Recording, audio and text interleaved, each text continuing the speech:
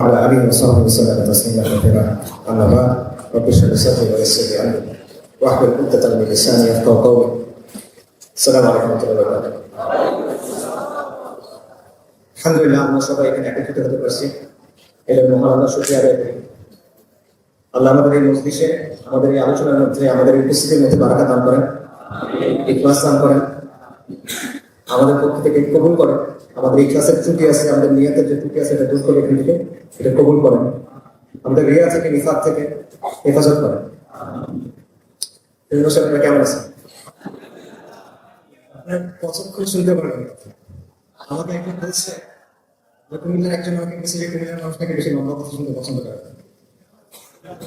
তো আমার অনেক লম্বা কথা আছে, সেটা আমি চেষ্টা করতেছি। আচ্ছা, ঠিক আছে, আমি চেষ্টা করতেছি কথা বেশি লম্বা না করে। একটা সহজ জায়গা থেকে আমরা কথা শুরু করি, সেটা হলো আজকে আমরা এখানে কেন আসছি, কোন পরিচয়টা নিয়ে আমরা এখানে আসছি। কারণ মানুষের পরিচয় অনেকগুলো দিক থাকে। আপনার একটা পারিবারিক পরিচয় আছে, আপনার একটা প্রাতিষ্ঠানিক পরিচয় আছে, আপনার অঞ্চলগত পরিচয় থাকে, শিক্ষাগত পরিচয় থাকে, বিভিন্ন ধরনের পরিচয় আমাদের থাকে। কিন্তু সবগুলো পরিচয় আসলে সমান না। পরিচয়ের মধ্যে কিছু পরিচয় মুখ্য হয়, কিছু পরিচয় বেশি প্রাধান্য দেয়। তো এখানে কোন পরিচয়টা নিয়ে আমরা আসলে আসছি? ইমানের পরিচয় নিয়ে আমরা এখানে আসছি। কিন্তু এই পরিচয়টার গুরুত্ব আসলে কতটুকু, এটার ওজন আসলে কতটুকু, এটা আমরা আসলে বুঝি কিনা সবসময়। আমার কাছে মনে হয় আমরা এটা আসলে বুঝি না। অন্য অনেক কনসিডারেশন, অন্য অনেক পরিচয়, অন্য অনেক বিষয় আমাদের কাছে মুখ্য হয়ে ওঠে। দেখেন, দুনিয়ার জীবনে অনেক অনিশ্চয়তা আছে। দুনিয়ার জীবনের বেশিরভাগ জিনিস আসলে অনিশ্চিত। তো দুনিয়ার জীবনে একটা বিষয় নিশ্চিত, সেই জিনিসটা কি? সবাইকে মরতে হবে। আর আপনি যখন মরবেন তখন আপনার আরেকটা জীবন শুরু হবে, আখিরাতের জীবন। ওই জীবনে আপনার পরিচয়টা কি?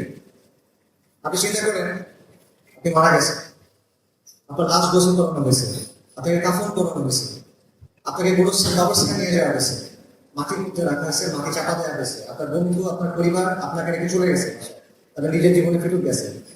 মাটির একটা ঘরে আপনি এখন একা।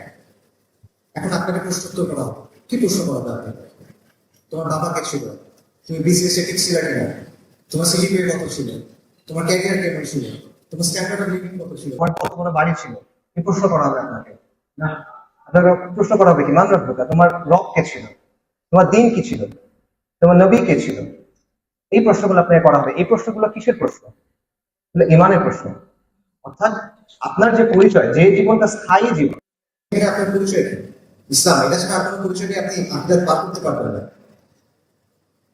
মুসাফির মরুভূমির মধ্যে দিয়ে যাচ্ছে, সে বিশ্রাম নেওয়ার জন্য একটা গাছের নিচে থামলো। এখানে তার অবস্থান কিন্তু অল্প সময়ের জন্য, সেখানে কন্টিনিউয়াসলি থাকবে না।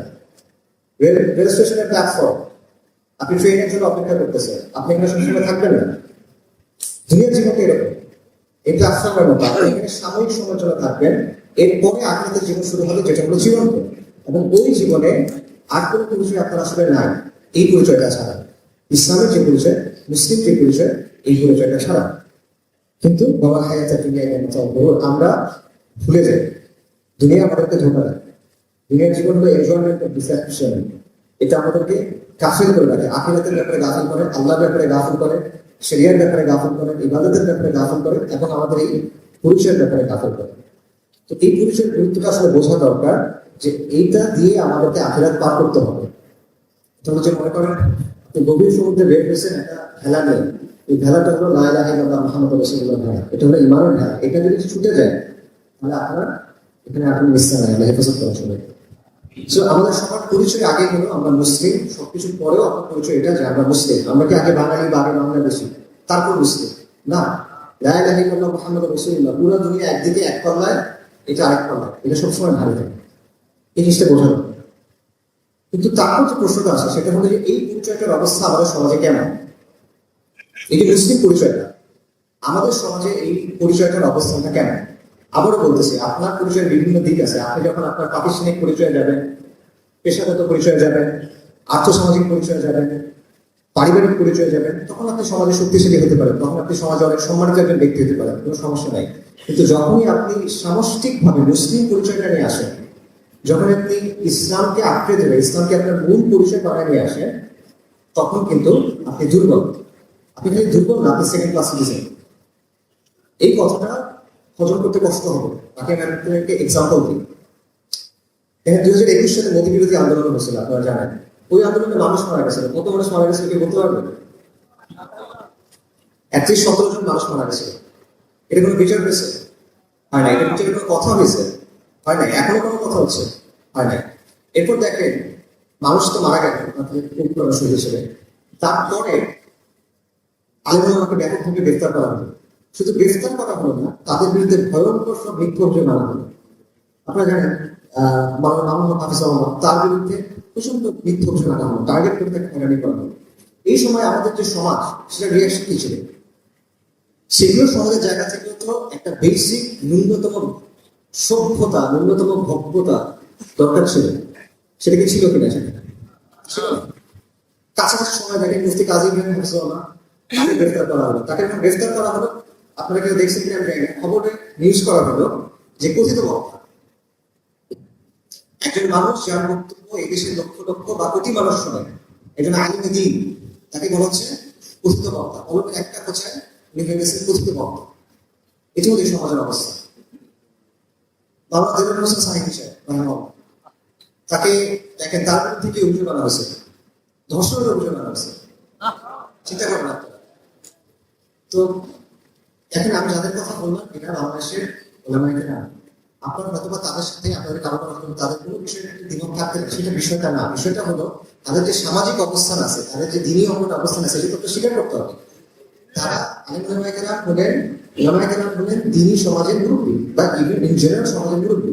মানুষ যখন দিনের কথা চিন্তা করে, তখন তারা ওলামায়ে কেরামের কথা চিন্তা করে।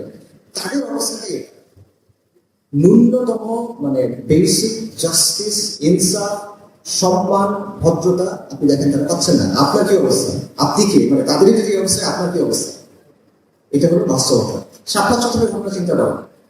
2013 সালে শাপলা চত্বরের যে ঘটনা ঘটে, মানুষ কেন আসছিল? নবী সাল্লাল্লাহু আলাইহি ওয়াসাল্লামের অবমাননা হয়েছে, ওলামায়ে কেরাম ডাক দিয়েছেন, লক্ষ লক্ষ মানুষ রাসূলুল্লাহ সাল্লাল্লাহু আলাইহি ওয়াসাল্লামকে ভালোবেসে আসলেন। তখন তাদের সাথে কি আচরণ করা হলো? একটা দেশের রাজধানীতে মতিঝিলের মতো একটা জায়গায় রাতের বেলায় লাইট নিভায়ে থিয়ারিং অপারেশন করা হলো, এবং 1,55,000 রাউন্ডের বেশি বুলেটস এবং টিয়ার শেলস ইউজ করা হলো, এবং বলা হলো যে এরা আন্দোলনকারী। এটা হলো সমাজের আপনার অবস্থা। কিছুদিন আগে 2022 সালের 10 ডিসেম্বর সম্ভবত বিএনপির একটা জনসভা ছিল ঢাকাতে, গোলাপবাগে। এটা ইনিশিয়ালি বর্ণনের কথা ছিল, পরে গোলাপবাগে হচ্ছিল, এবং সন্ধ্যা থেকে সেখানে মানুষ জড়ো শুরু করেছিল। রাতে লক্ষ লক্ষ মানুষ সেখানে রাত কাটাইছে। তো তখন অনেকের মধ্যে একটা আশঙ্কা ছিল যে ওখানে হয়তো বা ক্র্যাকডাউন হবে, শাপলা চত্বরের মতো ঘটনা হয়তো ওখানে হবে, এরকম কথা অনেকে বলতেছিলেন। তখন একজন সাংবাদিক, বিখ্যাত সাংবাদিক, আপনারা চিনবেন নাম বললে, বিদেশে থাকেন, উনি একটা স্ট্যাটাস লিখছে ফেসবুকে, আমার এখন মনে আছে। উনি বলছেন যে শাপলা চত্বরের হেফাজতের সমাবেশে ক্র্যাকডাউন করা আর গোলাপবাগে বিএনপি সমাবেশে ক্র্যাকডাউন করা, এটার মধ্যে পার্থক্য আছে। এটা মানে কি? মানে হলে হেফাজতের উপর যে যত ইজিলি ক্র্যাকডাউন করা যায়, বিএনপির উপর অত ইজিলি ক্র্যাকডাউন করা যায় না। এটা বাস্তবতা। আসলে আপনাদের কাছে নিরাপদ সড়ক যে আন্দোলন হয়েছিল 2018 সালে, ওটা কিন্তু ব্যাপক তীব্র হয়ে গেছিল আন্দোলন একসময়। কিন্তু ওই সময়ও ইভেন হাসিনা সরকারও চিন্তা করে না যে হেফাজতকে যেভাবে দমন করছি, ছাত্রদের এভাবে দমন করি। এটা কিন্তু সে চিন্তা করে নাই। কেন? কারণ আপনি যখন মুসলিম পরিচয় নিয়ে আসেন, আপনি যখন ইসলামের পরিচয় নিয়ে আসেন, তখন আপনাকে যেভাবে দমন করা যায়, আপনার উপর যেভাবে শক্তি প্রয়োগ করা যায়, এটা অন্যদের ক্ষেত্রে করা যায় না। এটা বাস্তবতা। আরো একটা এক্সাম্পল দেখেন, জুলাই আন্দোলনে মাদ্রাসার ছাত্রদের অংশগ্রহণ কেমন ছিল, এটা নিয়ে আমরা একটা সার্ভে করার চেষ্টা করছিলাম, এবং সেই সার্ভে করতে গিয়ে আমরা যেটা দেখলাম, খুবই ইন্টারেস্টিং ব্যাপার, যে যাত্রাবাড়ি এটা ছিল এই সময় আন্দোলনের একটা কি পয়েন্ট। সবচেয়ে তীব্র ইন্টেন্স আন্দোলন এখানে হয়েছে, এখানে ম্যাসাকার হয়েছে, এবং আন্দোলন প্রতিরোধ অনেক বেশি হয়েছে, আপনারা জানেন। তো ওইখানে যাত্রাবাড়ির বিভিন্ন মাদ্রাসা ছিল, সেই মাদ্রাসা স্টুডেন্টরা সেই আন্দোলনে কিন্তু অংশগ্রহণ করছে। শুধু করে নাই, তারা ইনফ্যাক্ট 17 তারিখ থেকে আন্দোলনে অংশগ্রহণ করতেছিল। কিন্তু তারা আন্দোলনে অংশগ্রহণ করছে প্যান্ট শার্ট করে, তারা টুপি করে নামে নেয়, তারা পায়জামা পাঞ্জাবি জুব্বা করে নামে নেয়। কেন? আমরা তো জিজ্ঞেস করছিলাম কেন নেন।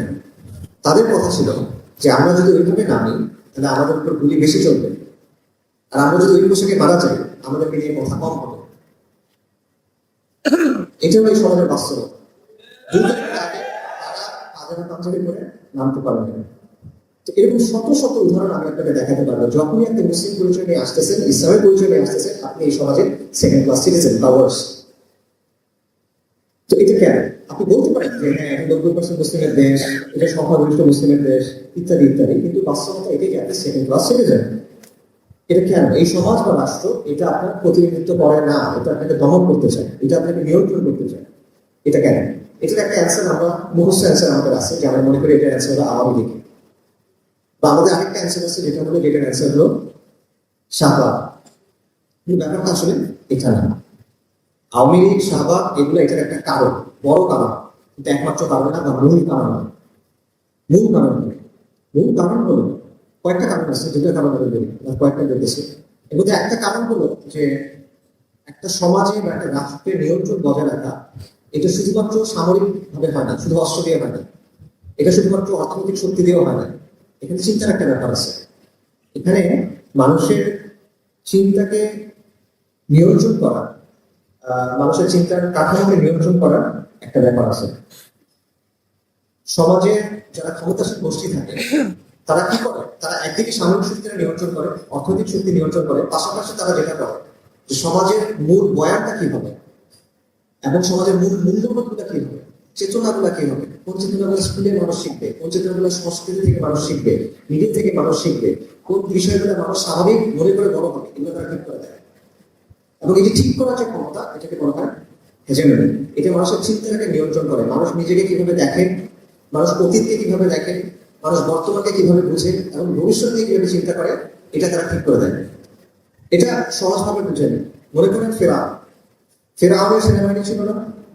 ছিল। ফেরাউনের বিশাল সেনাবাহিনী ছিল, কিন্তু ফেরাউনের এর পাশাপাশি জাদুকর ছিল, ফেরাউনের পুরোহিত ছিল, তার ধর্মের পুরোহিত ছিল, এবং ফেরাউনের সাথে হামামের মতো লোক ছিল, পারিষদরা ছিল। তার শাসক টিকে রাখার জন্য দুটাই কিন্তু লাগে, সেনাবাহিনী লাগে, সেনাবাহিনী এক শক্তি দেয়, আবার এই পুরোহিতগুলো লাগে। যে পুরোহিতরা কি করে? তারা মানুষের চিন্তাটাকে নিয়ন্ত্রণ করে, তারা মানুষকে বোঝায় যায় ফেরাউন হলো রব, ফেরাউনের কথা মানো, ফেরাউনকে জুলুম করতেছে এটা মানো, কোনো সমস্যা নেই, এরকমই হওয়ার কথা ছিল। ঠিক আছে? এইটা হলো সহজ ভাষা। আচ্ছা, আমি একটা উদাহরণ দিই। এই যে আওয়ামী লীগ বা শাহবাগ আমরা বলতেছি না, আওয়ামী লীগ তো এখন নাই, রাজনৈতিক ভাবে আওয়ামী লীগ আপনার সামনে এখন নাই, শাহবাগ এখন দুর্লভ। কিন্তু পাঠ্যপুস্তক সংস্কার কমিটি নিয়ে কি ঘটলো এই কিছুদিন আগে করছিলাম, যে এই কমিটিতে কিছু সদস্য নেওয়া হয়েছিল, তাদের মধ্যে দুজন ব্যক্তির কিছু বক্তব্য ছিল যেগুলোকে ইসলাম বিদ্বেষী মনে করা হচ্ছিল, এবং তারা এলজিবিটিকিউ বা সমকামী বা ট্রান্সজেন্ডার বা এগুলোর পক্ষে বক্তব্য দিচ্ছিল। এই কারণে এটার বিরুদ্ধে প্রতিবাদ করা হলো। এটার বিরুদ্ধে প্রতিবাদ কারা করলো? যারা প্রতিবাদ করছেন তাদের বেশিরভাগই বক্তা, ওয়াইজ, আলেম, দায়, এরকম ব্যক্তিরা।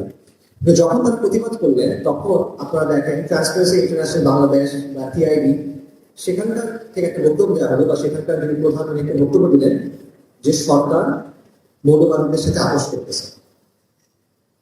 অর্থাৎ আপনি পাঠ্যপুস্তক নিয়ে সবাই কথা বলতে পারবেন, সমস্যা নাই, কিন্তু আপনি যদি কথা বলেন ইসলামের জায়গা থেকে মুসলিম পরিচয় নিয়ে, তখন সেটা মৌলবাদ। আর মৌলবাদকে কি করতে হয়? মৌলবাদ তো ভালো জিনিস না, মৌলবাদকে নিয়ন্ত্রণ করতে হয়, মৌলবাদীদের দমন করতে হয়। এবং এখানে দুটো মেসেজ আছে। একটা হলো তুমি কথাগুলো বলতে পারবা না, তুমি যদি বলো তাহলে তুমি মৌলবাদী, তোমাকে দমন করবো, তোমাকে নিয়ন্ত্রণ করবো। আরেকটা হলো সরকারের প্রতি মেসেজ, যে তুমি এদেরকে স্পেস কেন দিচ্ছ, তুমি এর সাথে আপোষ কেন করতেছো, তাই না? তুমি এদেরকে হাসিনাকে দমন করতেছো না কেন?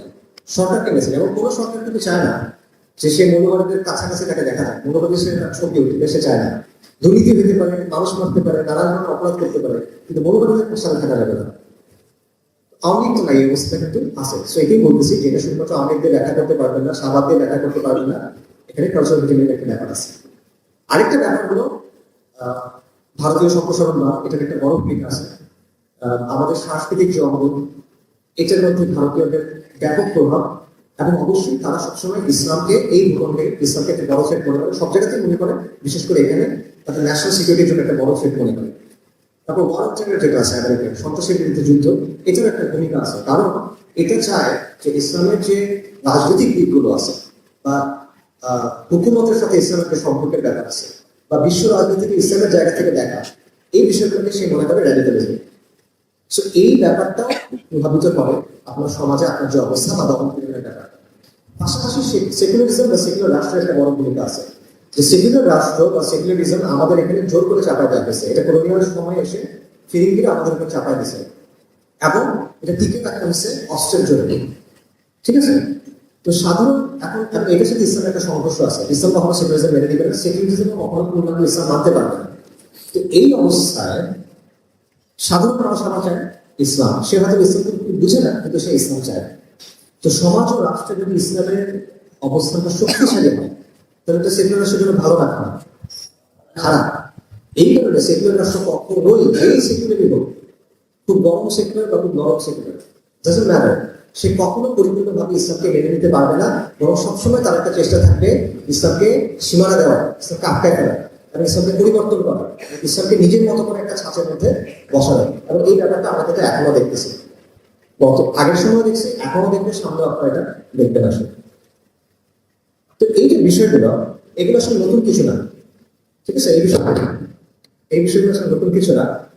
আমরা যে এখানে সেকেন্ড ক্লাস সিটিজেন, আমাদের অবস্থা যে দুর্বল, এটা আমরা মোটামুটি বুঝি। আমরা হয়তো এইভাবে আর্টিকুলেট করি না, কিন্তু এই ব্যাপারটা অনুভূতিটা, উপলব্ধিটা আমাদের মধ্যে আছে। আপনারা দেখবেন যে আজকে থেকে 30-40 বছর আগে বাংলা আব্দুর রহমান রাহিমাহুল্লাহ ওদের একটা বক্তব্য ছিলেন, ওটা পুস্তিকা আকারে পরে বের হয়েছে, সেটার নাম ছিল বাংলাদেশের মুসলমানরা মজলুম এবং মাহরুম। অর্থাৎ এই আন্ডারস্ট্যান্ডিংটা আলটিমেটলি ছিল, এটা খালি উনি অনেকেই এই বিষয়গুলো আলোচনা করছেন। তো এই যে সমস্যাটা, এটা মুখোমুখি হয়ে আমরা কি করি? এটা মুখোমুখি হয়ে আমার মনে হয় আমরা মোটা থেকে 3টে অ্যাপ্রোচ গ্রহণ করছি। একটা হলো অ্যাসিমিলেশন, অর্থাৎ মিশে যাওয়া, যে আমরা সমাজের সাথে খাপ খাওয়ানোর চেষ্টা করছি এবং খাপ খাওয়াতে গিয়ে ইসলামের সাথে ছাড় দিছি। সমাজের সাথে খাপ খাওয়া নেওয়ার জন্য ইসলামের জায়গায় ছাড় দিছি, আপোষ করছি। এটা হলো একটা অ্যাপ্রোচ, অ্যাসিমিলেশন, মিশে যাওয়া, মিশ্রণ। দ্বিতীয় যে অ্যাপ্রোচ, সেটা হলো আইসোলেশন বা বিচ্ছিন্ন হয়ে থাকা, আলাদা হয়ে থাকা। আমরা নিজেদের একটা বলয় বানায় নিছি। সেটা হতে পারে আমার নিজের কমিউনিটি, আমার ভাই বোনদের কমিউনিটি, বা মসজিদ বা মাদ্রাসা বা খানকা, এটাকে একটা আলাদা আমরা আলাদা করে নিছি, একটা অঙ্গন, একটা বলয় আমরা আলাদা করে নিছি। এটার মধ্যে আমরা মূলত থাকি, এর বাইরে আমরা যাওয়াটা এড়ায় যাওয়ার চেষ্টা করি। ঠিক আছে? অথবা একান্ত প্রয়োজন হলে, একদম বেশি প্রয়োজন হলে, তখন হয়তো আমরা এটার বাইরে কিছুটা আসি, বাট এখানে আমরা বেশিক্ষণ থাকতে চাই না। আমরা চাই আমাদের ওই বলের মধ্যে ফেরত যাওয়া। এটা হলো দ্বিতীয় অ্যাপ্রোচ, আইসোলেশনিজম বা আলাদা হয়ে থাকা। তৃতীয় যেটা, সেটা হলো রিজেকশনিজম। এটা তরুণদের মধ্যে একটু বেশি আছে। সেটা হলো যে এই সমাজটা জাহেলিয়াতের সমাজ, আমি এখানে থাকবো না, আমি এখান থেকে কোথাও চলে যাব, অথবা হয়তো কখনো কিছু একটা এখানে হবে, তখন আমি সেটা করবো। ঠিক আছে? এরকম একটা চিন্তা। কিন্তু এর আগ পর্যন্ত আমি সমাজ থেকে দূরে দূরে থাকবো, আমি সমাজের সাথে মিশবো না, আমি আমার মতো থাকবো, ইত্যাদি ইত্যাদি। মোটা দাগে আমার কাছে মনে হচ্ছে এই 3টে অ্যাপ্রোচ আমাদের আছে। সমাজের সাথে মিশে যাওয়া, নিজেদের একটা আলাদা বলয় বানানো, সেখানে থাকা, অথবা সমাজকে মুখে প্রত্যাখ্যান করা, সুযোগ আসলে চলে যাবে, সুযোগ আসলে কিছু করবো, এরকম চিন্তা নিয়ে থাকা। কিন্তু এই 3টে অ্যাপ্রোচের কোনোটাই দীর্ঘমেয়াদে আসলে কার্যকরী না। কেন না? যদি আপনি মিশে যাওয়ার চেষ্টা করেন, তাহলে আলটিমেটলি কি হবে? আলটিমেটলি মিশতে মিশতে মিশতে ইসলামটা থাকবে না, এটা পুরোটা জাহিলিয়াতটা থাকবে বা পুরো সেকুলারিজমটা থাকবে, এর বাইরে আর কিছু এখানে থাকবে না। আচ্ছা, এটা হলো একটা সমস্যা। আইসোলেশনিজম বা সমাজ থেকে যে বিচ্ছিন্ন হয়ে নিজের একটা অঙ্গনকে থাকবে, এটাও দীর্ঘমেয়াদে টেকসই না। কেন? 2টা কারণে। 1 নম্বর কারণ হলো সেকুলার রাষ্ট্র আপনার যে একটা বলয় আছে না, এটা ক্রমাগত ছোট করবে, সেটাকে এভাবে থাকতে দিবে না, এটা সে আস্তে আস্তে ছোট করে নিয়ে আসবে এবং সে হস্তক্ষেপ করবে। ঠিক আছে? মাদ্রাসায় জাতিসংঘিত এই ধরনের কথাটা সে বলবে, সে এসে হস্তক্ষেপ করবে, তোমার মসজিদে খুতবাকে আমরা আলোকিত করে দেবে। এভাবে নানাভাবে সে আপনাকে হস্তক্ষেপ করবে, আপনার জায়গাটা ছোট করার চেষ্টা করবে। এটার আরেকটা প্রবলেম হলো সমাজে আপনার অবস্থানটা এখানে দুর্বল হবে। কেন? কারণ সমাজের মানুষ দেখবে যে আপনি তার দৈনন্দিন যে সমস্যা রয়েছে, তার আর্থসামাজিক যে সমস্যা, তার পেরেশানিগুলো নিয়ে আপনার কোনো বক্তব্য এভাবে না। দিনই বিশেষে আপনার কাছে আসবে, আপনার কাছে সম্মান করবে, তার ইসলাম জন্য সে আপনার কাছে আসবে বা আপনাদের কাছে আসবে। কিন্তু তার নিজের দুনিয়ার যে সমস্যা, সেটার জন্য সে কার কাছে যাবে? সেটা থেকে সে যাবে সেগুলোতে কাছে। তো এটা যে আপনার অবস্থাটা কি হবে, শক্তিশালী হবে না দুর্বল হবে? ডেফিনেটলি দুর্বল হবে। আচ্ছা, আর রিজেকশনের যে অ্যাপ্রোচ, এটা আসলে ভায়াবল না, কারণ আপনি তো আলটিমেটলি সমাজকে পুরোপুরি প্রত্যাখ্যান করতে পারতেছেন না। আপনার বয়স বাড়তেছে, আপনি সমাজের মধ্যে আছেন, আপনার বয়স বাড়তেছে, আপনার দায়িত্ব বাড়তেছে, আপনার সন্তান সন্তানাদি হচ্ছে, কিন্তু আপনি কিন্তু আসলে কোনো পরিবর্তনের জন্য কাজও করতেছেন না, কোনো মিনিংফুল কাজ করতে পারতেছেন না। এবং আবার আপনি কোথাও চলে যাবেন, এটা তো আসলে ধরেন কথার কথা।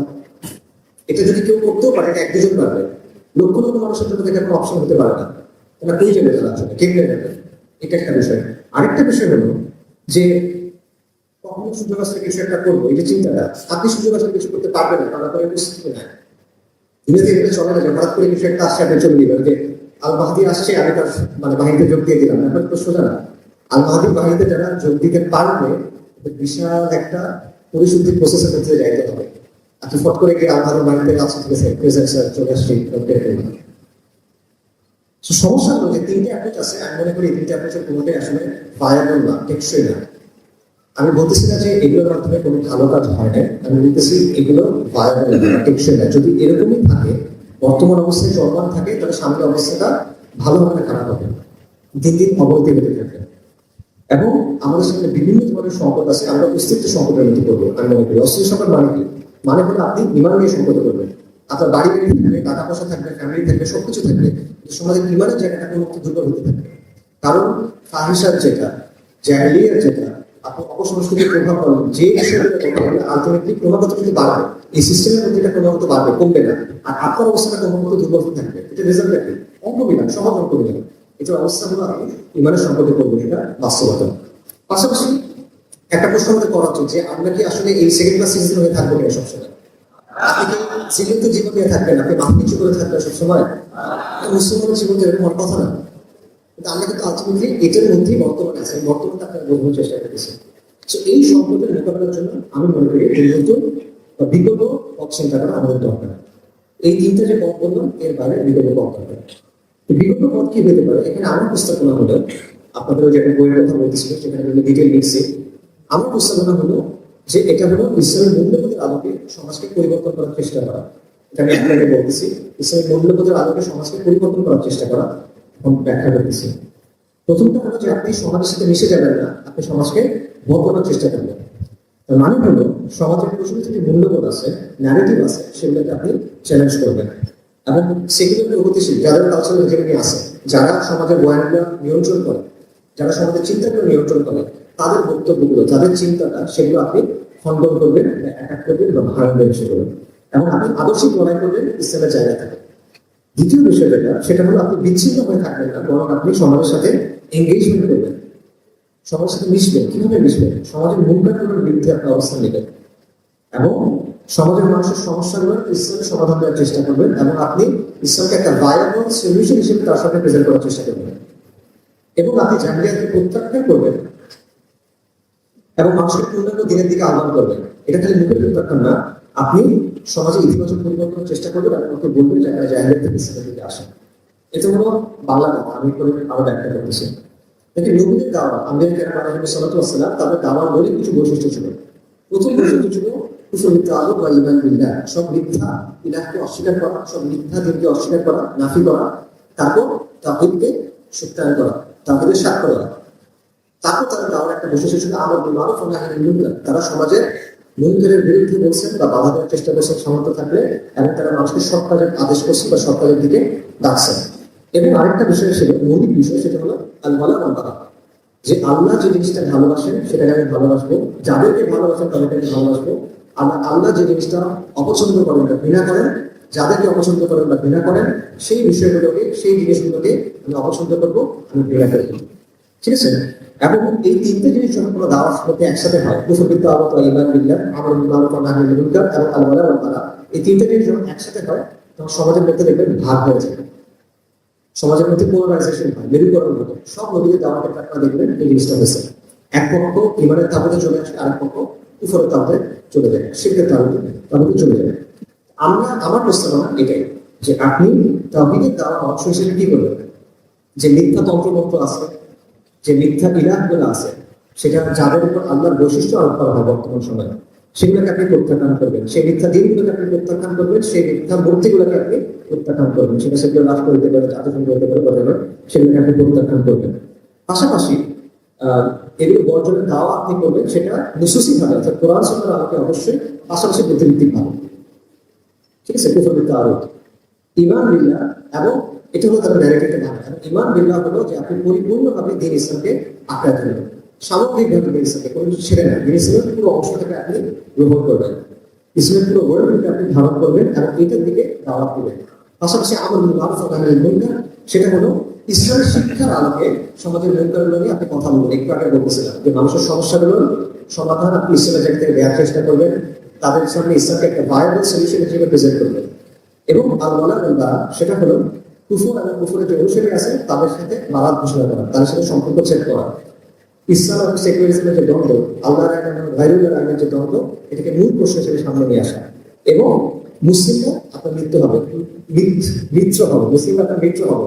সেটা মত পার্থক্য থাকবে, আপনার সাথে মাঝাজ মাস্টারের পার্থক্য থাকবে, সেই সমস্যা না। মুসলিমরা আহলে কিবলা আপনার মিত্র হবে, আর যারা আহলে কুফর আহলে শিরক তারা আপনার প্রতিপক্ষ হবে। এই জিনিসটা স্পষ্ট করতে হবে। যদি এটা করা হয় তাহলে অটোমেটিক্যালি আপনি দেখবেন যে সমাজের মধ্যে এই প্রশ্নটা মূল প্রশ্নের জায়গায় চলে আসবে। এখন মূল প্রশ্ন হলো সংস্কার নাকি নির্বাচন, বা ফ্যাসিবাদ নাকি চেতনা, বা এদল নাকি বিদল। এই প্রশ্নগুলো হলো আমাদের সমাজের মোটামুটি মূল প্রশ্ন জায়গায়। এই জায়গাটাতে তখন আসবে যে ইসলাম নাকি সেকুলারিজম, আল্লাহর আইন নাকি গায়রুল্লাহর আইন, আল্লাহর দিন নাকি মানুষের বানানো দিন। এই প্রশ্নগুলো তখন মৌলিক জায়গায় চলে আসবে। এবং এটার জন্য আপনার দুইটা জায়গায় কাজ করতে হবে, একটা হলো বাস্তব ময়দানে, একটা হলো আদর্শিক ময়দানে। এই সবগুলো কথাই পুরোনো কথা, এগুলো নতুন কিছু না। আপনারা অনেক সময় বিভিন্ন কিতাবাইতে অন্যদের আলোচনায় এগুলো পাইছেন। এর সাথে বাস্তব ময়দানে তাদের ক্ষেত্রে একটা বিষয় প্রস্তাব করবো, সেটা হলো সোশ্যাল অ্যাক্টিভিজম, বা এটাকে কমিউনিটি অর্গানাইজিং বলে, এটাকে গ্রাসরুটস অ্যাক্টিভিজম বলে, নানা কথা বলা হয়। মূল বিষয়টা সহজ। এটার মানে হলো স্থানীয় পর্যায়ে আপনারা যে যে পর্যায়ে আছে সেই জায়গায় মানুষকে একত্রিত করা, তাদেরকে দিনের দিকে ডাকা, এবং সমাজে ইতিবাচক পরিবর্তন আনার জন্য তাদের যে শক্তি আছে, তাদের যে সামর্থ্য আছে, এবং তাদের যে সংখ্যা আছে, আবার বলছি সমাজে ইতিবাচক পরিবর্তন আনার জন্য তাদের শক্তি, সামর্থ্য এবং সংখ্যা, এগুলোকে কাজে লাগাবে। এটা হলো সোশ্যাল অ্যাক্টিভিজম। সহজ মনে করেন আপনি নিজ এলাকায় খেলাটা করতেছেন, ঠিক আছে, অথবা এলাকার কিছু তরুণ একসাথে সমাজ কল্যাণ টাইপের কিছু কাজকর্ম করতেছে, এলাকার ইস্যু নিয়ে কাজ করতেছে, এগুলো অ্যাক্টিভিজম, সোশ্যাল অ্যাক্টিভিজম। অথবা আপনি স্কুল, কলেজ, বিশ্ববিদ্যালয়ের যে স্টুডেন্টরা আছে তাদের জন্য বিভিন্ন আয়োজন করতেছেন, career counselling, porn addiction, screen addiction, time management, self হেল্পের বিষয়, এরকম যে কোনো বিষয়ে আপনি তাদের জন্য আয়োজন করতেছেন, তাদের জন্য খেলাধুলার আয়োজন করছেন, ঘুরতে যাচ্ছেন, তাদের সাথে এঙ্গেজমেন্ট করতেছেন এবং তাদেরকে এর মাধ্যমে ধীরে ধীরে রাখতেছেন। এটা অ্যাক্টিভিজম। তারা দৈনন্দিন জীবনের সমস্যাগুলো সমাধান দিচ্ছে, এগুলো অ্যাক্টিভিজম। পাশাপাশি বিভিন্ন সামাজিক ইস্যু নিয়ে মনে করেন আপনি সোচ্চার হচ্ছেন, আপনি হয়তো লিফলেটিং করতেছেন, পোস্টারিং করতেছেন, আলোচনা করতেছেন, সেমিনার আয়োজন করতেছেন, মানববন্ধন করেন, মিছিল করেন, এই সবগুলো হলো সোশ্যাল অ্যাক্টিভিজম। এখন এই কর্মকাণ্ডের উদ্দেশ্যটা কি, আসলে এটা লাভ কি, কেন করতেছি এটা? এটা লাভটা হলো যে আপনি জনপরিসরে, আমি বলতেছিলাম আপনি সেকেন্ড ক্লাস সিটিজেন, আপনি যখন আসেন আপনি দুর্বল, আপনাকে দাঁড়াতে দেওয়া হয় না, আপনাকে সন্দেহ হিসেবে দেখা হয়, এই জায়গাটা পরিবর্তন করা। এবং এই জায়গাটা আপনার কাজ করে পরিবর্তন করতে হবে, একটা জায়গা আপনার করে নিতে হবে, কেউ আপনাকে জায়গাটা এসে দিয়ে যাবে না। ফর এক্সাম্পল, আজকে এখানে যে শিল্পকলা অনুষ্ঠান হচ্ছে, এর আগে এখানে একটা অনুষ্ঠান হয়েছে কিনা না, বা যদিও কম হয়েছে। এবং এটা কিন্তু মানুষের কাছে অপরিচিত একটা বিষয়, অনেক মানুষই এটা একটু সন্দেহ করছে আসলে এটা কি হচ্ছে, কেন হচ্ছে, নানা বিষয় আছে। বাট আপনি যদি কন্টিনিউসলি করতে থাকে তখন কিন্তু এটা একসেপ্টেড হয়ে যাবে, নর্মালাইজ হয়ে যাবে। অর্থাৎ আপনি দাঁড়ানোর জায়গাটা এবং সমাজে একসেপ্টেড হওয়া বা সমাজের কাছে নর্মালাইজ হয়ে যাওয়া, এই ব্যাপারটা কিছুটা হলেও অর্জন করতে পারবেন। এই যে মানুষের কাছে এটা অপরিচিত, এই বিষয়টা আপনি ভেঙে দিতে পারবেন। তো এটা, এই জায়গাটা বর্তমানে আপনার নাই, এই জায়গাটা আপনার করে নিতে হবে। এই অবস্থাটা আপনার তৈরি করে নিতে হবে। এটা কথা বলে হবে না, এটা অনলাইনে লেখালেখি করে হবে না, এটা আপনার এই কাজগুলোর মাধ্যমে করে নিতে হবে, যেগুলো আমি সোশ্যাল অ্যাক্টিভিজম বলতেছিলাম, এগুলোর মাধ্যমে বেশটা করে নিতে হবে। পাশাপাশি সোশ্যাল অ্যাক্টিভিজমের আরেকটা উদ্দেশ্য হলো জনগণের যে শক্তি, এটাকে কাজে লাগা। মনে করেন, ধরেন কুমিল্লাতে কোনো একটা এনজিও একটা এলজিবিটিকিউ সেন্টার করলো, কথা কথা। এখন এটার বিরুদ্ধে আপনি কি 5,000 মানুষ একত্রিত করতে পারবেন? জুমার পর পারবেন, জুমা ছাড়া অন্য সমাজের পারবেন না, তখন পারবেন না। যদি পারেন আপনি কয়েকদিন থেকে তখন রাখতে পারবেন না। যদি পারেন তাহলে একটা শক্তি, কিন্তু বড় শক্তি আসলে। আপনার জুড়ের আন্দোলনে দেখছেন যে এই জিনিসটা আসলে কেন একটা বড় শক্তি। সো জনগণের শক্তিটা আপনার কাছে এখন নাই। জনগণ আপনার সাথে হতে আছে, জনগণ এলজিবিটিকে পছন্দ করে না। আপনি যদি তার কাছে গিয়ে বলেন সে আপনার কথা সমর্থন করবে, সে ইসলামকে সমর্থন করে, ইসলাম ভালো সবকিছু আছে, কিন্তু তার সমর্থনটা নিষ্ক্রিয় সমর্থন। এই নিষ্ক্রিয় সমর্থনকে আপনার লাভ নেই, এটাকে একটা সক্রিয় সমর্থনে পরিণত করতে হবে। এই কাজগুলো সেটার একটা মাধ্যম, এটার মাধ্যমে আপনি এই জিনিসটা অর্জন করতে পারবেন। পাশাপাশি আরেকটা বিষয় হলো যে এটা যে এটাকে বলে ম্যাস মোবালাইজেশন বা মানুষকে মোবালাইজ করা, এই জিনিসটা শুধু করতে পারলে হবে না, কারণ আমাদের এখানে অনেক ম্যাস মোবালাইজেশন হয়। আপনি দেখবেন যে বিভিন্ন ইস্যুতে লাখ লাখ মানুষের রাস্তায় নামে, কিন্তু এটা শুধুমাত্র ইস্যু ভিত্তিক হলে হবে না। আপনি যদি দীর্ঘমেয়াদী সফলতা চান তাহলে কি করতে হবে? তাহলে আপনাকে অর্গানাইজ এফোর্ট লাগবে। আপনার তৃণমূল থেকে এই জিনিসটা তৈরি করতে হবে, মানে গ্রাসরুটস থেকে করতে হবে। আপনার নিজের এলাকা, নিজের প্রতিষ্ঠান, নিজের পাড়া মহল্লা থেকে এই জিনিসটা তৈরি করতে হবে, যাতে আপনি ধারাবাহিকভাবে এই জিনিসটা করতে পারেন, ধারাবাহিকভাবে এই শক্তিটা আপনি বাড়াতে পারেন। তো এবং এই আবারও বলতেছি, এই কাজটা সমাজে কাজ করে করে অ্যাক্টিভিজমের মাধ্যমে করতে হবে। এটা শুধুমাত্র বয়ান দিয়ে, এটা শুধুমাত্র বক্তব্য দিয়ে কথা বলে হবে না। আমাদের সমাজে অনেক বক্তা আছেন, অনেক বড় বড় বক্তা আছেন, এবং তাদের লক্ষ লক্ষ বা ইভেন কোটি ভক্ত আছে, কিন্তু বক্তার ভক্ত দিয়ে এই কাজটা হবে না। আপনার কর্মী লাগবে, আপনার সমাজ কর্মী লাগবে, ঠিক আছে, আপনার অ্যাক্টিভিস্ট লাগবে।